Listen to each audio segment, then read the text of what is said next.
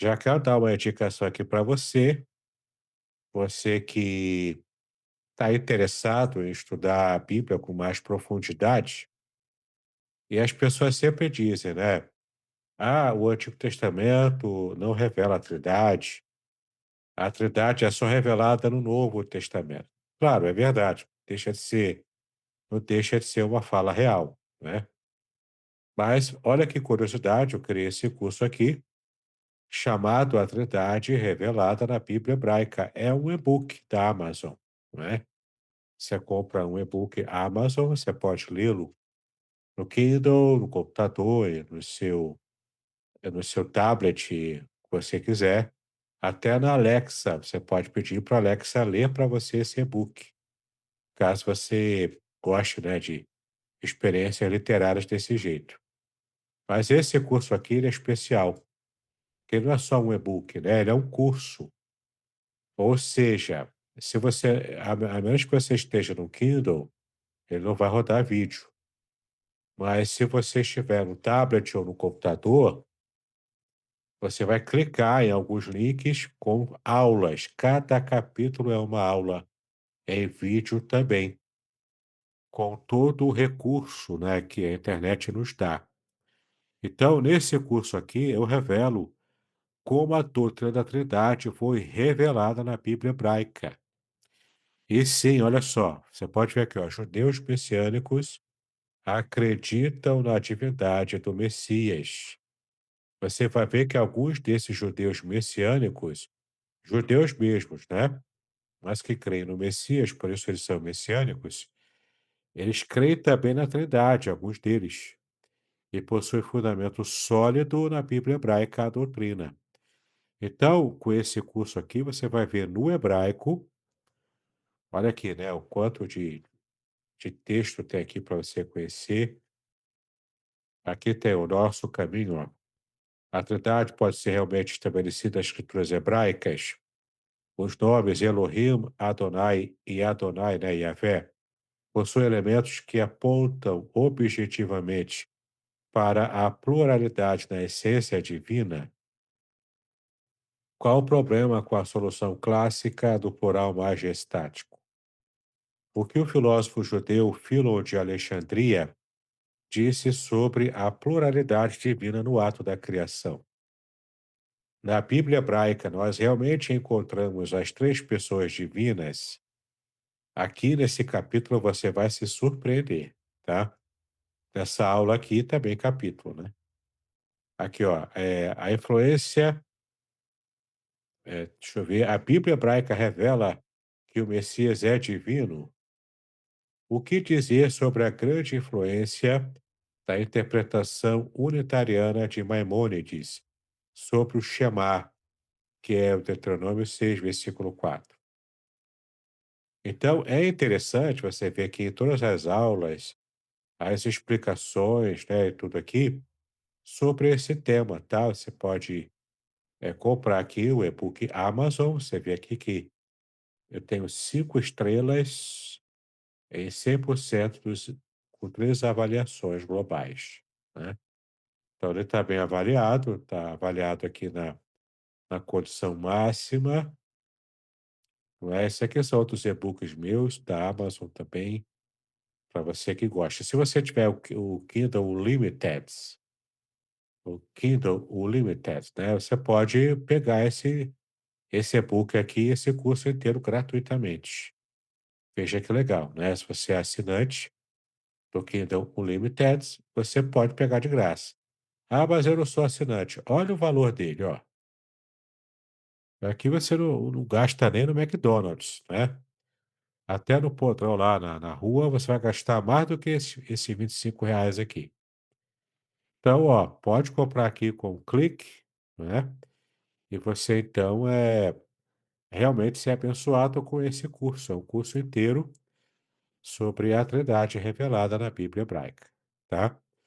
Uma indicação aí para você que tem interesse em saber o que a Bíblia hebraica, já no Antigo Testamento, já falava sobre o que mais tarde foi sistematizado como a doutrina da Trindade. É bem legal, bem interessante, tá bom? Shalom, vamos então começar aqui o nosso estudo, nossa exegese de Isaías capítulo 6. Tem umas coisas bem interessantes aqui. Eu já quero começar com uma polêmica. Eu abri aqui o site da Bíblia Textual, também conhecida como BTX. Ela já foi traduzida e publicada aqui no Brasil em português pela BV Books.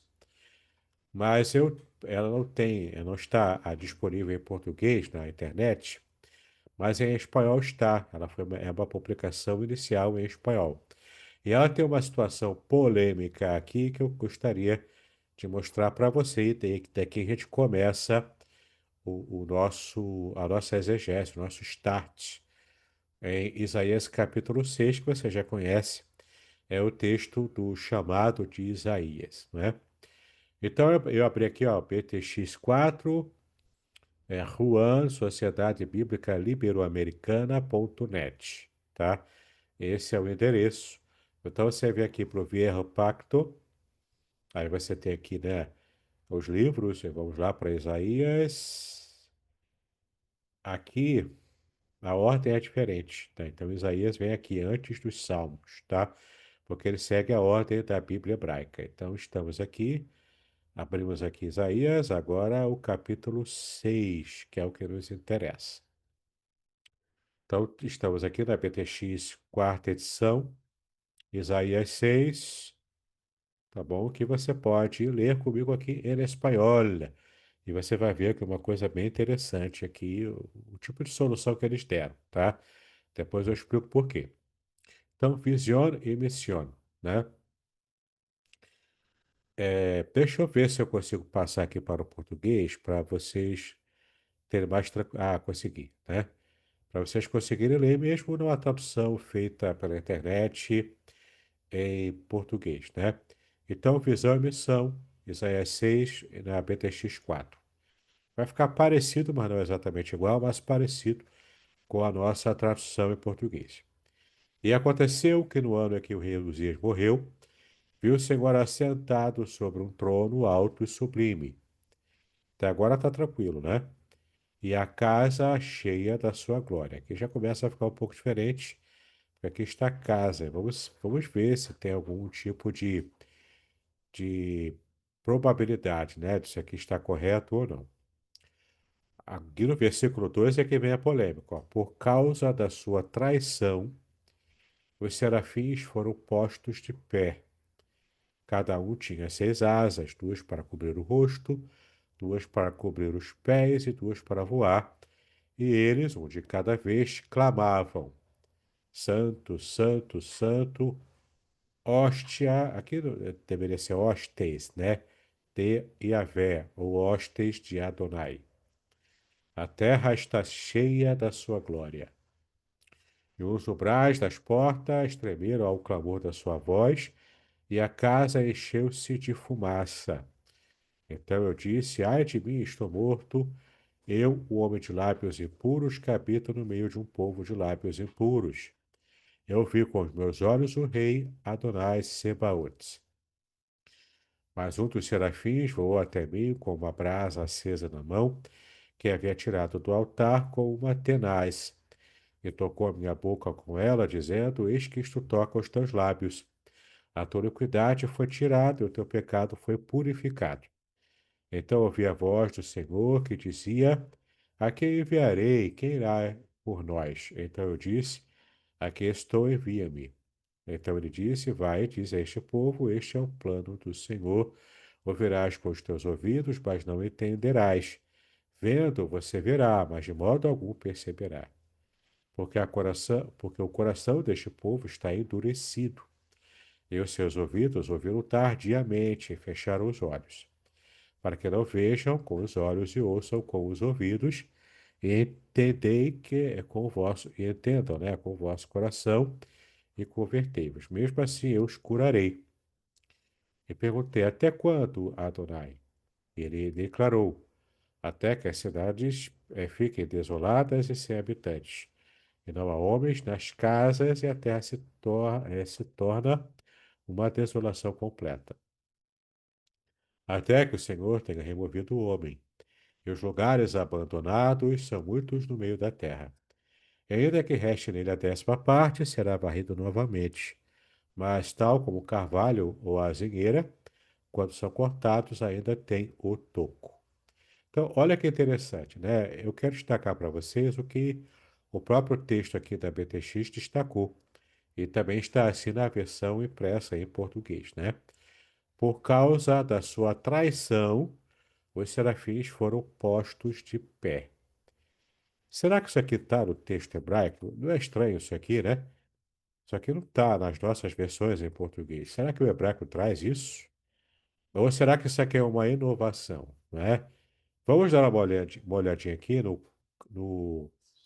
na parte de baixo aqui, né? Nós temos aqui, aqui na parte de baixo, uma espécie de alguns comentários, algumas abreviações também, né? Que aparece aqui.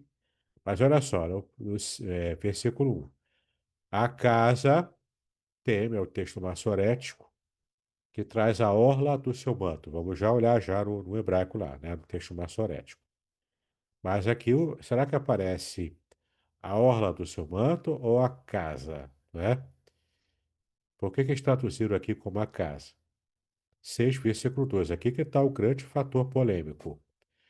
Por causa do ato traiçoeiro, da traição, né? Que é o homônimo, tá vendo que é o homônimo de me'al.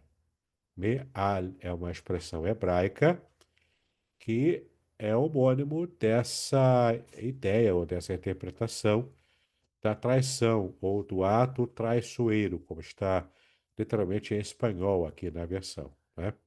E tem aqui, ó, 2 parágrafos para a gente dar uma olhada.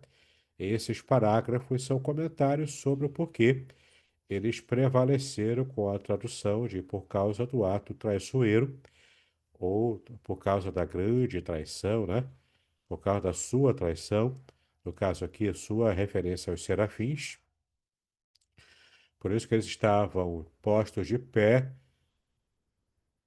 tá bom? E falavam a santidade de Deus, esses tais serafins que estavam de pé, segundo aqui a BTX, por causa do seu ato traidor, tá? Que é muito estranho isso, né? Por causa da rebelião de alguns anjos, então os outros estão pagando pato lá, servindo a Deus, talvez de modo subalterno, não sei qual é a ideia que eles tiveram aqui. Mas vamos dar uma olhada lá, e daqui a pouco a gente vai ver no hebraico a expressão meal, tá? Vamos primeiro abrir aqui no parágrafo 168 para ver o que diz lá, né? Aqui, sobre os homônimos. Aqui, deixa eu ver se eu acho aqui, ó, a causa do ato traidor, né? Vamos traduzir aqui para o português. Aqui, por causa do ato traiçoeiro. Então, os homônimos, né, é um termo usado para descrever uma palavra que possui 2 significados diferentes, devido à sua importância teológica. Os seguintes homônimos hebraicos merecem consideração especial. Aí ele comenta alguns aqui, mas o nosso interesse é a letra C, por causa do texto que a gente está olhando, né? Por causa do ato traiçoeiro acima. Então, o advérbio meal, em hebraico, significa acima. Deve ser distinguido da preposição al, que é sobre, que tem 3.500 registros, né, na Bíblia hebraica. Então, ele está falando aqui do advérbio meal e da preposição al, tá? Que no caso do al é sobre e o advérbio é acima, né? É praticamente a mesma ideia. Mas um é advérbio, que tem um contexto específico, e o outro é uma preposição. Mas outro significado de meal é por causa do ato traiçoeiro ou infiel. Aqui fazendo uma referência a anjos caídos, a anjos que se rebelaram contra Deus, né? Então, deve ser traduzido assim, Gênesis 22, Êxodo, Isaías 6:2, né, que eles também colocaram aqui na lista, 14 e 13. Particularmente, se considerarmos João 19, Mateus, Lucas, e por causa do ato traiçoeiro foi escrito. Aí tem, né, aqui esse outro parágrafo que ele também é mencionado aqui, que é o 296, né? Vamos dar uma olhadinha aqui. Esse tal parágrafo 296 é em cima. É em cima, portanto, né? Vamos traduzir aqui também para o português. Então está aqui, ó, em cima, né? Tem as passagens aqui de Gênesis a Apocalipse, o tema central é Jesus Cristo e sua obra redentora na cruz. Os editores optaram por destacar três homônimos do Antigo Testamento. Aqui os editores da BTX, né? Em negrito, para que não passem despercebidos pelo leitor, porque eles estão destacando aqui porque eles têm interesse em trazer esse tipo de interpretação, né? Um deles é meal. O, aqui nós temos esse advérbio meal com o seguinte duplo sentido. Sobre, que é o mais normal, ou por causa do ato traiçoeiro, né? Como eles estão falando aqui, né? E é traduzido em grego pela palavra epanó. Por causa do seu ato traiçoeiro, Satanás disse consigo mesmo: subirei ao céu, erguerei meu trono acima das estrelas de Deus e me assentarei no monte da Assembleia. Subirei acima das altas nuvens para o norte e serei como Elion. É o texto conhecido de Isaías 14. A contratação de um terço da hoste celestial por Lúcifer, ou seja, ele aliciou, né, e convenceu, segundo o comentário aqui, né, um terço da hoste celestial para consumar a sua rebelião contra Deus, é tipificada na história da traição de Absalão ao seu pai, o rei Davi. Absalão conquistou a lealdade dos súditos do rei, colocando-se em seu caminho, né? As traições, né, que acontecem muito em situações de governo, de reino, enfim.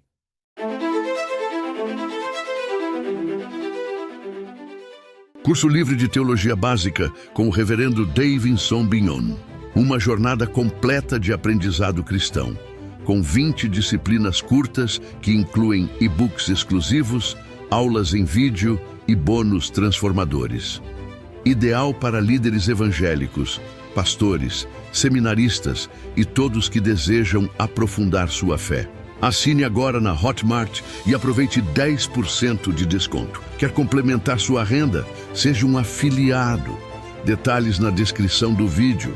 Não perca esta oportunidade de crescer espiritualmente e compartilhar conhecimento.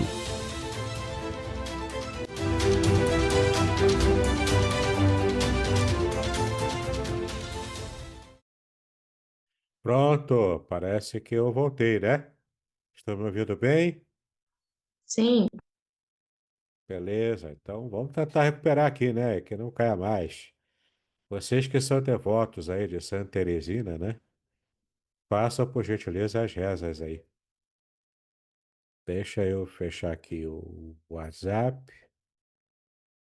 Pronto, vamos tentar retomar aqui, né? Então, nós temos aqui uma interpretação. Então, a Bíblia BTX, que é chamada de Bíblia textual, ela tem uma característica diferente das demais Bíblias do mercado, tá?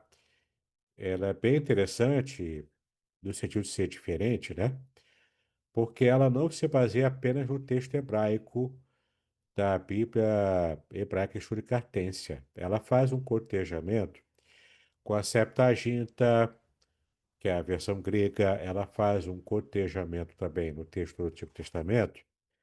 Ela compara e faz cotejamento com a Bíblia, um outro códice também, chamado Códice de Alepo. Ela também considera os manuscritos do Mar Morto na sua tradução.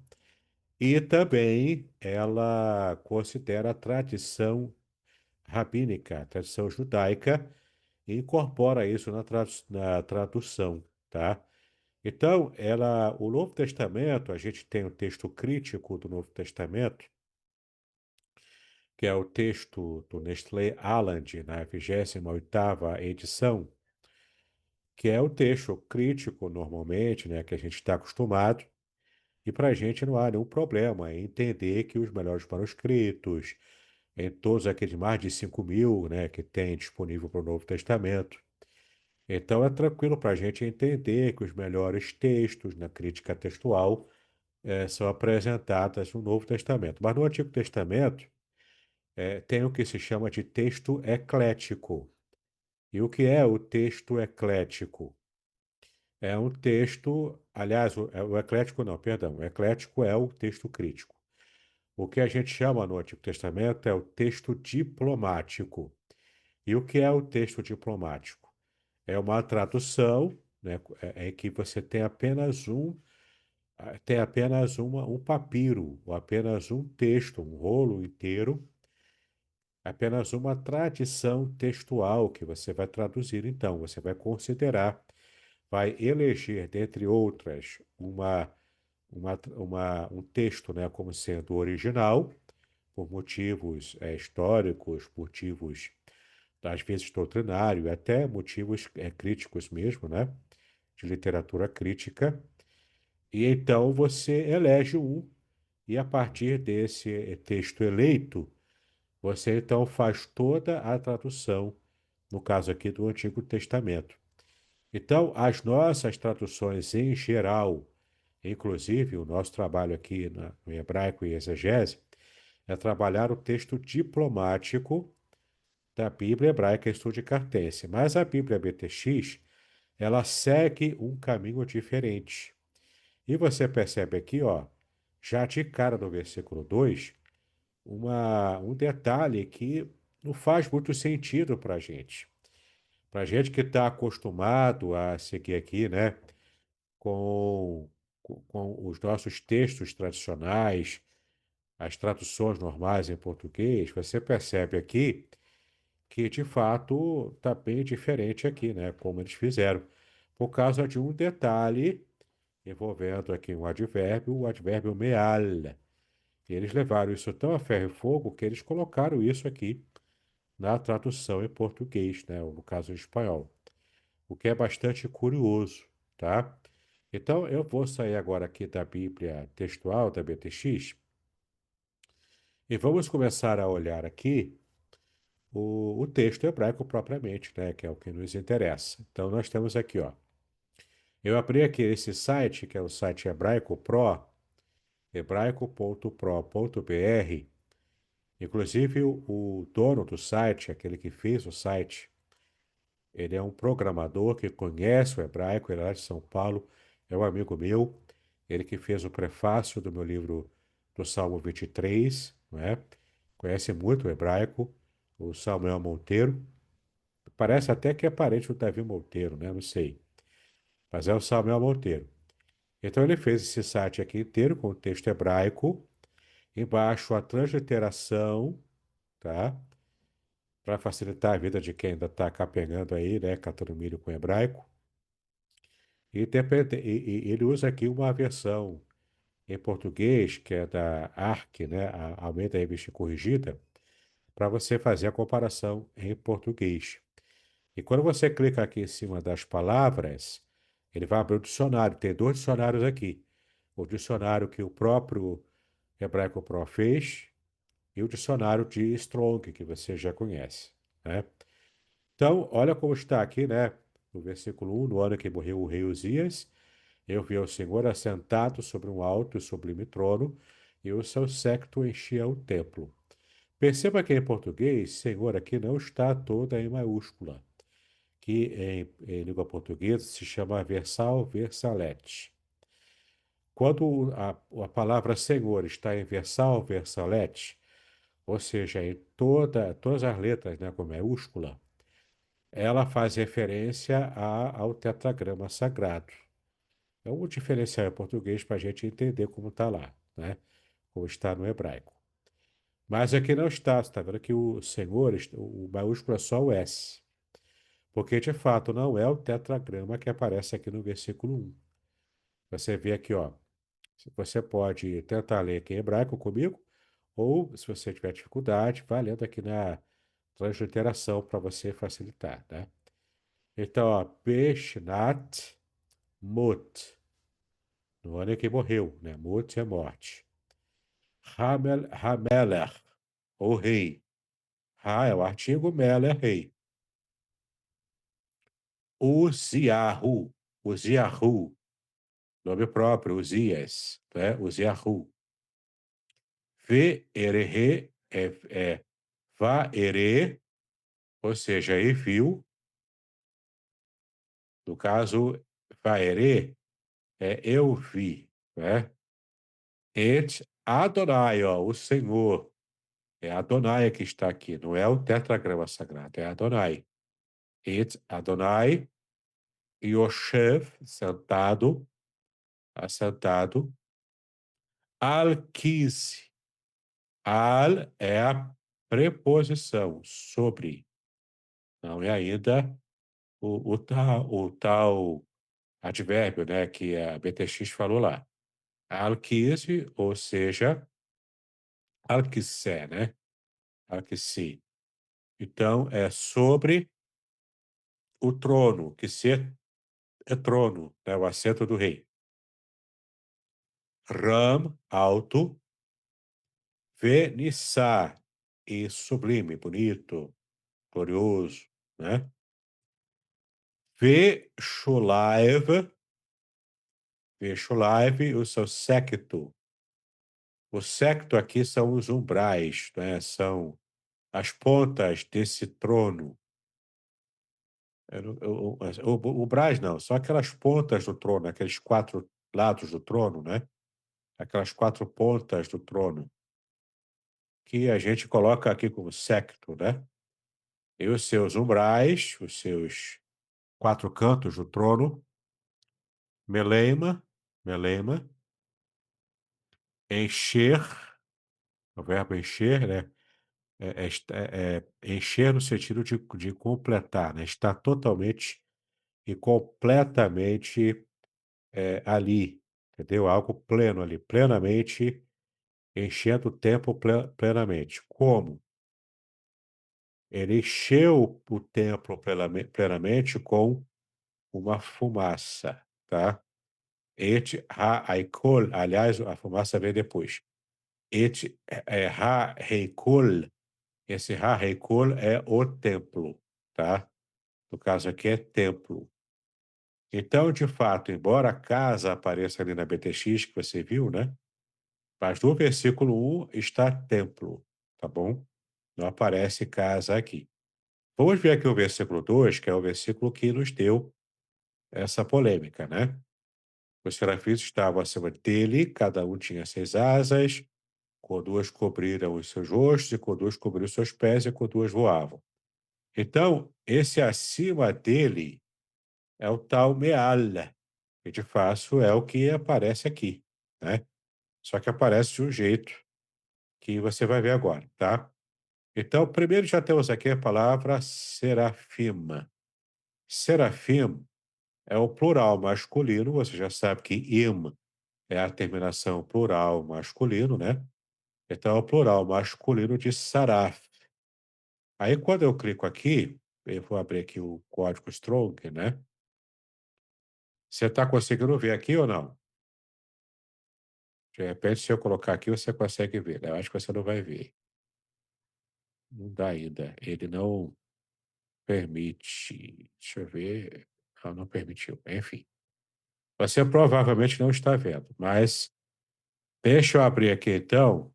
Deixa eu ver aqui o que vocês falaram. Marcos Roberto, sim, está conseguindo ver a janela pequena? Perfeito. Se consegue ver, então tá beleza. Dá para continuar daqui, né? Eu não preciso buscar uma outra solução. Então, a palavra xará é saraf, na verdade, é saraf. Pode ser traduzida como serpente ou serpente abrasadora. Abrasadora que envolve o fogo. E o fogo aqui não é uma serpente de fogo flamejante, como na cultura chinesa ou algo assim, né? Aqueles dragões chineses. Não, não é isso. Abrasadora porque quando a serpente morde a pessoa, queima como se fosse fogo, né? Então era essa a ideia antigamente. Então, serpente ou serpente abrasadora, serpente venenosa, abrasadora por causa do efeito de queimação do veneno, né? quando a serpente morde. E aqui vem o tópico 2, né? Serafim ou serafins. Então, esses serafins são seres majestosos com 6 asas. Cada um tinha 6 asas. Mãos ou vozes humanas a serviço de Deus. Então, preste atenção. Entenda que quando aparece aqui serafim, aqui já está no plural, né? É o plural de saraf, que, dependendo do contexto, é serpente abraçadora, no caso aqui, anjos, né? Se refere a seres angelicais. Então, serafim ou medima, mi-ma'al. Aqui é que aparece o advérbio mi-ma'al. Ou seja, eles estavam acima de quem? Dele, tá? Ou seja, eles estavam acima de quem? Do trono, ou do quê, né? No trono. Ou seja, eles estavam acima do trono servindo a Deus no seu trabalho de serafim, né? Que é uma serpente, era talvez um anjo que tinha uma forma parecida com serpente ou algo assim, mas eles eram anjos que estavam ali servindo a Deus. Então, quando no versículo 2 a Bíblia BTX interpreta, voltando aqui, né?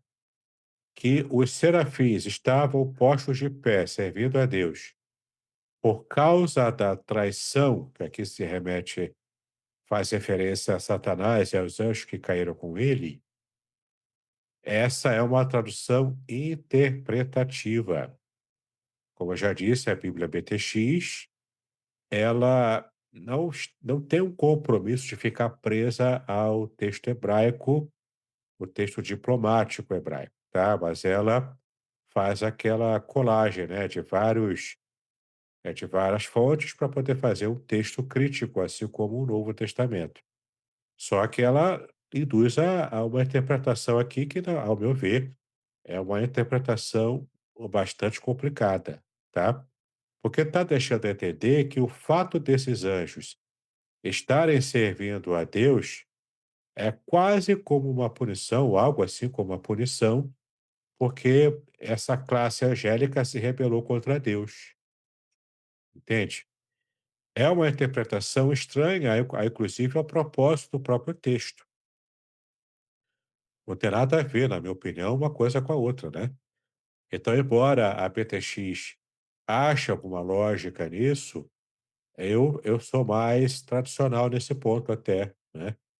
Eu prefiro as nossas traduções tradicionais, tá, entendeu?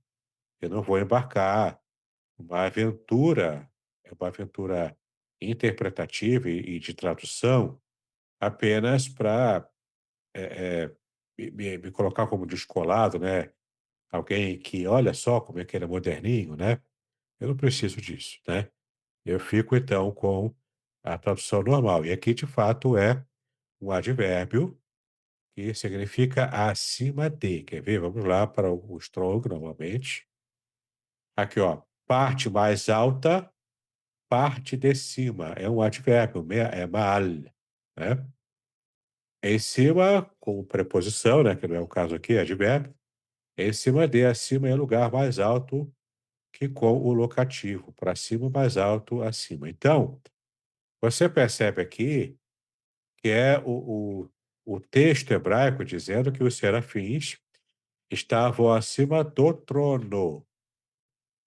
Ah, mas como é que pode, né? Deus está no trono, então é uma forma eufemística de dizer que os serafins estavam acima do próprio Deus. Aqui diz do trono, entendeu? Então eles estavam circulando ali pelo trono. Não é estar acima no sentido de ser mais poderoso, de ter mais autoridade. Não, nada disso. Eles estavam ali servindo, circulando, né? E naquele momento eles estavam acima do trono, servindo ali a Deus de alguma forma que nós não sabemos qual, tá? Aí tudo bem, cada um tinha 6 asas, com duas cobriu os rostos, com duas cobriu os pés e com duas voavam, tá? Voavam aqui no sentido, bem imagético, né, porque o anjo não precisa de asa para voar. Aqui é simbólico, né. Então o anjo com essas 6 asas, cobrindo os rostos, ou seja, símbolo de profunda reverência à santidade de Deus. Outras 2 cobriam os pés, também era uma isso aqui provavelmente também seja, eufemismo, tá, porque, os pés, Raglive, né, Raglive, os seus pés, davam a entender também, de modo eufemístico, para as partes íntimas do homem, tá, no caso do ser humano, do homem. Então, literalmente é pé, perna, referindo-se a Deus antropomorficamente, referindo-se a serafins, querubins, ídolos, animais, mesa, e conforme o ritmo, 3 vezes, coisa e tal, tá. Então você tem aqui também algumas informações sobre tradução, mas eufemisticamente na cultura, talvez não propriamente para os anjos aqui, para os serafins, mas para os homens, quando se falava em jogar alguma coisa sobre os pés, estava também fazendo referência aos órgãos genitais. Mas provavelmente não seja essa a referência aqui aos serafins, porque anjos, né, não têm as partes componentes do ser humano, né? São seres diferentes. Então, o fato é, cobrir os rostos é o símbolo da sua reverência a Deus, pela santidade de Deus. Quando os cobriu os pés, talvez para demonstrar também a reverência de não andar de qualquer jeito, né? Também é simbólico. E com as 2 voavam, também é simbólico, porque anjo não precisa de asa para voar. Ele é um ser espiritual, né? A asa é apenas um símbolo de velocidade e de voo para as aves, né, aqui da Terra. Então, esse versículo 2 aqui, ele tem muito de simbólico, tá? O que é bem legal, né? Agora o versículo 13 é o nosso versículo especial, aqui que tem a grande formação, né? E clamavam uns para os outros, esses serafins clamavam uns para os outros, tá bom? Dizendo, o que que eles falavam então? Santo, santo, santo é o Senhor dos exércitos, toda a terra está cheia da sua glória. Aqui temos algumas informações interessantes da exegese, né? Cará, ou seja, e clamavam, cará é clamar, tá? Não é só falar, mas é clamar, e clamar aqui traz uma ideia de urgência, traz uma ideia de barulho, né? Enfim. Então, cará, ze el ze. É uma expressão, né, normal, idiomática do hebraico, ou seja, uns para os outros, né? Falavam entre si. Ze el ze. Lembra que Z, nós estudamos aqui na. Aliás, vamos estudar hoje, né? Z é um pronome demonstrativo, tá? Z, L, Z. E é o que compõe essa expressão idiomática, você vai ver hoje os demonstrativos, compondo, então, essa expressão idiomática, dizendo que eles falavam uns para os outros, clamavam uns para os outros. E o que que eles clamavam, né? Dizendo, amar e falavam Kadosh, Kadosh, Kadosh. Repetida 3 vezes, tá? Repetiu 3 vezes aqui, você vai entender o porquê. Primeiro vamos ver o significado de Kadosh. Abre o dicionário.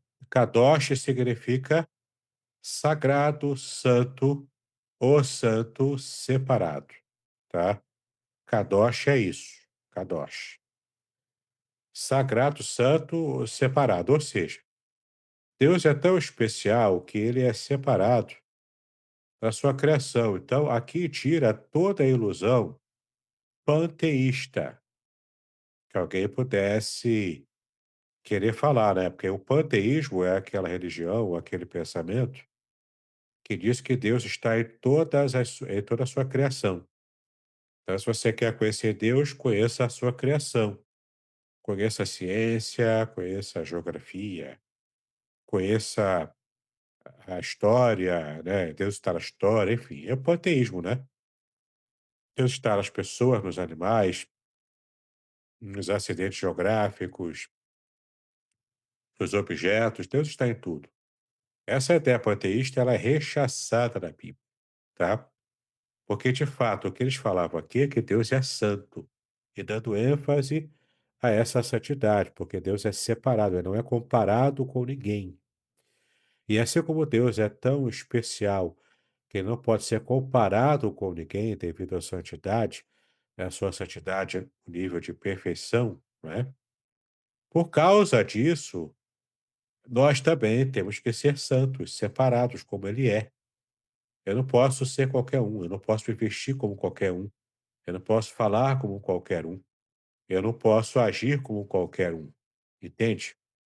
Aqui você pode entender literalmente aquela ideia que a sua mãe te falava quando você era criança, né?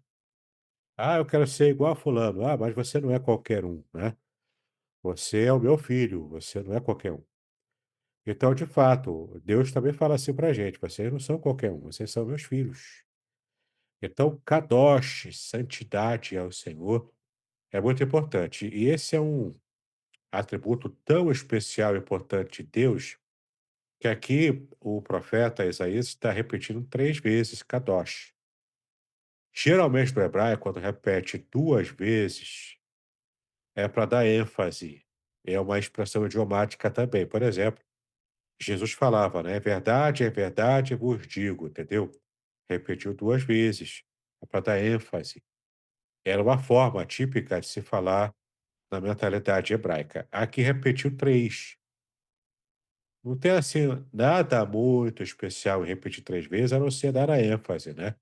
Talvez dar uma ênfase aqui até maior do que repetir apenas 2 vezes.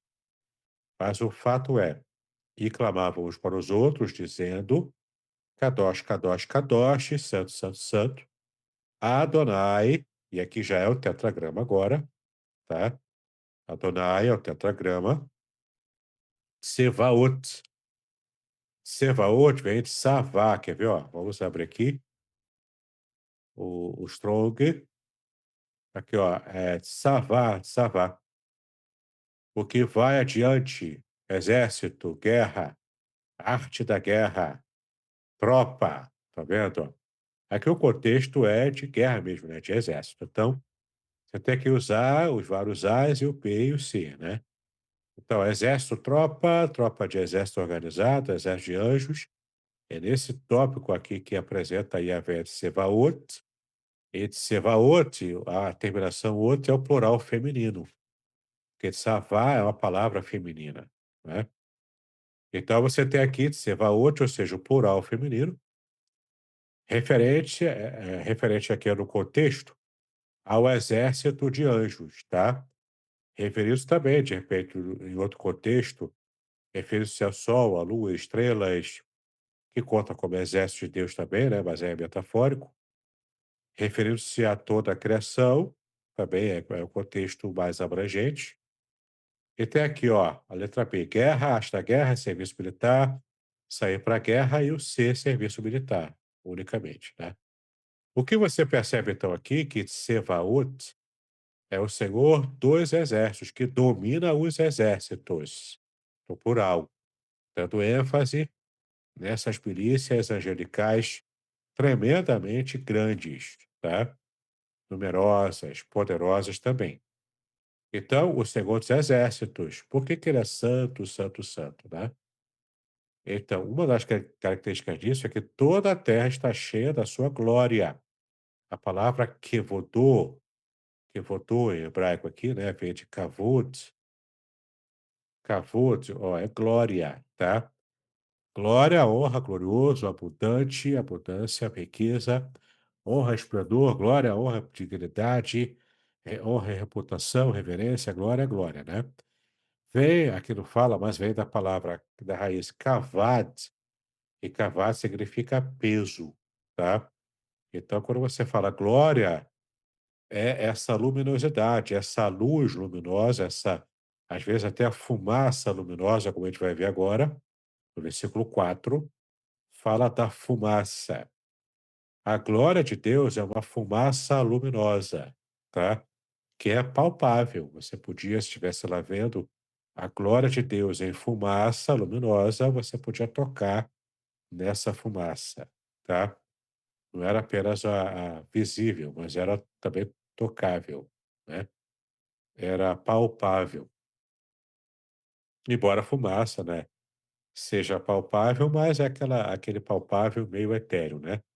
Mas dá para tocar, daria tecnicamente para tocar. Então, Kadosh, Kadosh, Kadosh, Adonai Tsevaot, o Senhor dos Exércitos. Ele é santo, santo, santo, no superlativo, um hebraísmo, numa forma hebraica, de dar ênfase, mostrando o superlativo, tá? Repetiu 3 vezes, então dá essa ideia de superlativo. Melô, Kal Haaretz, Kevodô, não é? E toda a terra, Kola, que aliás é Kol, né? Aqui ele colocou Kal, mas o certo é Kol. Kol Haaretz, ou seja, toda a terra está cheia do quê? O que que está cheia, Melô? Da sua glória, Kevodô, da sua glória, tá? No estado construto aqui. Então, olha que interessante, né? Você já sabe agora por que que repetiu 3 vezes, o que significa Kadosh, o que também você já viu aqui o tetragrama sagrado sendo mencionado com o título de Sevaot, que é o Senhor dos Exércitos, tá? Adonai dos Exércitos, é aquele que controla, que domina os exércitos aqui no contexto angelicais, né? Inclusive os serafins, que estão aqui mencionados literalmente no contexto. Versículo 4, ó. Pra gente fechar com esse versículo, tá? Aliás, o versículo 5 também tem uma coisa interessante aqui, mas vamos lá. E os umbrais das portas se moveram com a voz do que clamava. Quem clamava? Os serafins, né? Então, os umbrais das portas do tal templo, e esse templo aqui não é o templo físico, é o templo espiritual, o símbolo dos céus, né? Se moveram então com a voz do que clamava, e a casa se encheu de fumo. Aqui aparece casa, de fato, né? O texto hebraico é Beit, ó, V-I-A-Anu, tá? V-I-A-Anu, Amot, Hasepim, Mikol, Ha, Hakore, Hakore, Verhabait, Verhae-a-bait, casa, tá? Aqui referência a esse templo espiritual, tá bom? Então, nessa visão de Isaías é uma referência ao templo espiritual, que representa o templo aqui da terra, né? Ou melhor, o templo da terra representa o templo espiritual, onde Deus habita e onde está o trono dele, tá? Então, e a casa Imalê se encheu de quê? De assana. Assana é fumaça, tá? Você pode ver aqui, ó, no Strong, fumaça, com metáfora, símile e fumaça, né, propriamente. Então, na sua versão pode até estar fumo, como está aqui na Ark. Mas aqui não é fumo de cigarro, né? É fumo de fumaça. Que fumaça é essa? É a glória, a kavod. É a kavod, a glória de Deus, aquela fumaça luminosa, palpável, que Isaías conseguiu perceber que era a presença de Deus ali, vista, né, a olhos vistos ali, tá? E perceba, no capítulo 6, tá, Isaías já era profeta, já estava profetizando. Ele era o profeta palaciano, com o seu primo, o rei Uzias, era o rei. Ele, portanto, foi chamado para ser o profeta que atuava diretamente para o seu primo, o rei Uzias, no palácio. Quando o rei Uzias morre, um divisor de águas na vida de Isaías. Ele deixa de ser profeta palaciano. Por isso, Deus o visita com essa visão. Ele tem uma visão que é praticamente um novo chamado para o ato de profeta, os atos proféticos que ele tinha que fazer. A partir daqui ele vai para a rua, ele faz até teatro profético ali, né. Ele atua e alcança realmente toda a atuação que o deixou famoso e criou fama para ele do profeta mais, messiânico, mais poderoso, mais importante até dentre todos eles, só pesta a vez para João Batista, né. Mas é o profeta por excelência. Isso acontece depois aqui do capítulo 6, quando há o rompimento com a sua atuação palaciana, devido justamente à morte do seu primo, o rei Uzias, tá. Agora aqui, ó, Vaianu Vaianu Amot Haspil Mikol Hakor Verhabait Imale Ashan, né. Eu li Assan, mas é Ashan, que é fumaça, tá, essa fumaça gloriosa. O versículo 6 eu acho que dá para fechar com esse. Não, o 6 também, né, o 5 e o 6 tem que fechar com eles. Então, versículo 5: "Então disse eu: Ai de mim, que vou perecendo, porque eu sou um homem de lábios impuros, e habito no meio de um povo de impuros lábios, e os meus olhos viram o rei, o Senhor dos exércitos." Novamente ele repete aqui, Senhor dos exércitos, Adonai Tsevaot, e aqui é o tetragrama, né, ele vai repetir aqui, que é um termo bastante usado por Isaías também, né. Mas ele fala aqui, ó, Oi li é ai de mim. Em hebraico, ai é oi, entendeu? Então, se você fala ai, ai, ai, fulano de tal, né?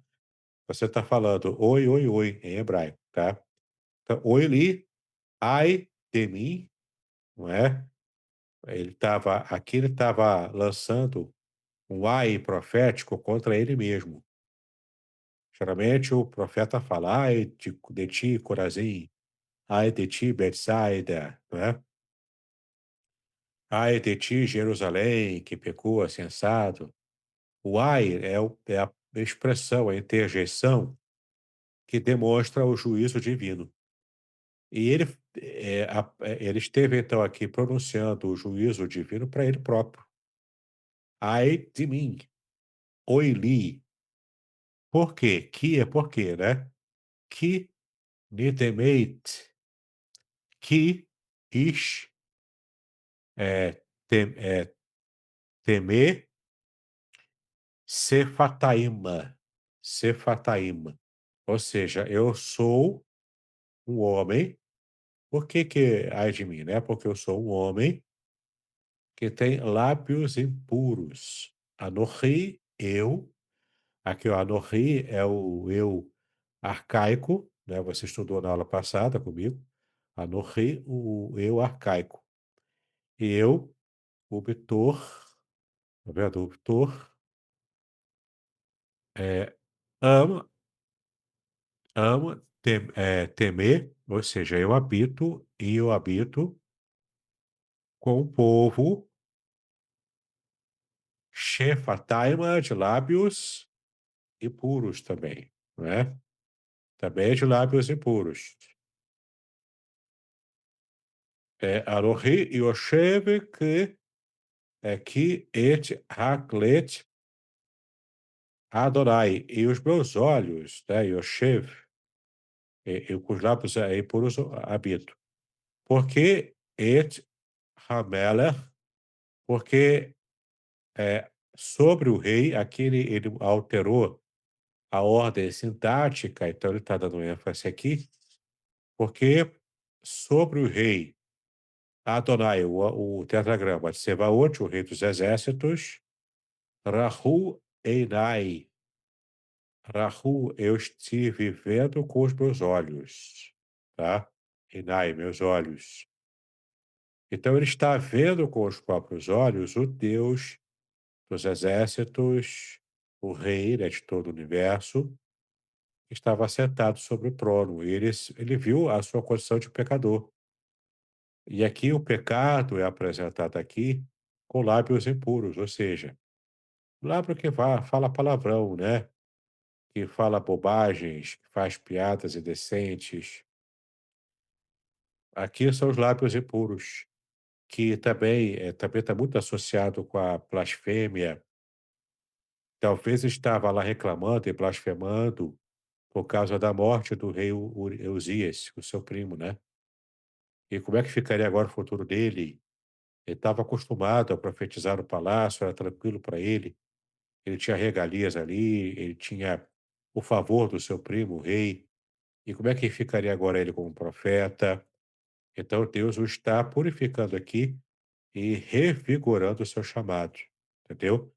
Para que ele não estivesse perdendo a dimensão do que Deus ainda queria fazer com ele de fato. Tudo virou, né, a partir desse momento aqui. E uma nota também, Isaías nunca tinha visto a glória de Deus desse jeito, enquanto ele estava no palácio, ele viu depois, tá? Veja que impressionante, né? Ele acostumado e chorando talvez as pitangas lá, por causa da morte do rei, seu primo, e queria talvez ter que deixar o palácio, ele viu um palácio muito melhor, o palácio do rei soberano sobre tudo e sobre todos. Não era apenas o rei Uzias aqui, era o próprio Deus, que era o rei do universo, né? Ele teve uma visão muito mais majestosa do que aquela que talvez ele estivesse lamentando, por isso com os lábios impuros, né?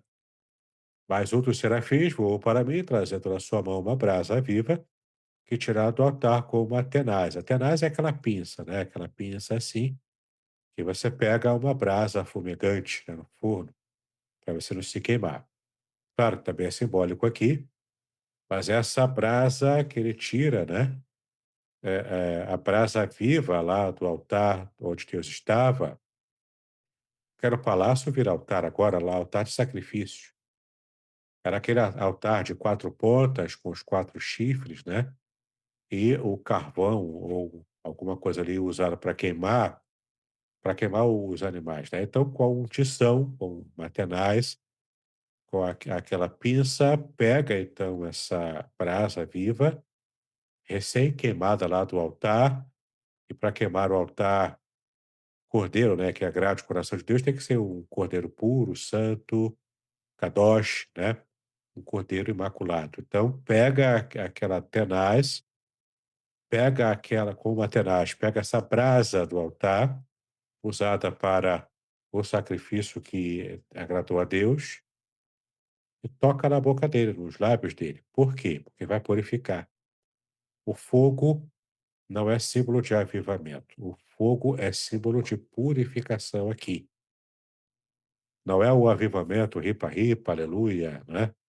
Aqui é purificação, porque os lábios do profeta, talvez por lábios murmuradores, eles precisavam agora parar de fazer isso, tinha que se purificar. A santidade tinha que purificar, e a imagem aqui é o fogo, a brasa fumegante do altar, não é? Que também traz essa ideia do fogo, que da fumaça que ele viu lá, da própria glória de Deus, não é? Esse fogo consumidor, digamos assim, entendeu? Então, pegou a brasa, colocou no lábio dele para purificar. Quando ela tocou a minha boca e disse: Eis tocou os teus lábios, e a tua iniquidade foi tirada, e purificado o teu pecado. Tá bom? Ele foi então purificado e redimido. Só depois é que Deus, então, no versículo 8, pergunta para ele: A quem enviarei? Quem há de ir por nós? Né? Aqui está nessa jogada também do plural majestático, ou como a gente já entende, uma, uma forma hebraica, né, de se referir ao próprio Deus como Trindade, mostrar que a unidade de Deus é composta, tá? O hebraico tem, sim, até na própria gramática, tem validado, né, essa interpretação também. Então, vem chamar et kol, depois disso ouvir a voz do Senhor, né? Kol aqui é voz, et kol Adonai, aqui é o título, Senhor, Omer, et mi, eshla, umi, velak, lanu. Vaomar, Hineni. Hineni é eis-me aqui. Outra expressão idiomática, eis-me aqui. Selah Reni. Né? Então você vê aqui Shelachini. Então você vê aqui uma um chamado feito a Isaías, ou o que ele já fazia profeticamente no palácio, agora ganharia uma nova dimensão e uma escala muito maior depois dessa visão, mas tudo depois do seu lábio já purificado, sem atitudes murmuradoras, tá? Que é o murmúrio, a murmuração é um pecado muito sério na própria cultura bíblica, tá bom? Não é tranquilo de se lidar com isso não, tá? Então, basicamente é isso, né, eu tinha até separado aqui, a Step Bible, né, que eu já ensinei vocês a usarem, e a gente colocou aqui, né, o português da Almeida em 1911 para comparar, o próprio NVI, né, os textos hebraicos aqui, mas a gente já olhou isso aqui, a Septuaginta, a Vulgata Clementina, a gente já olhou aqui, né.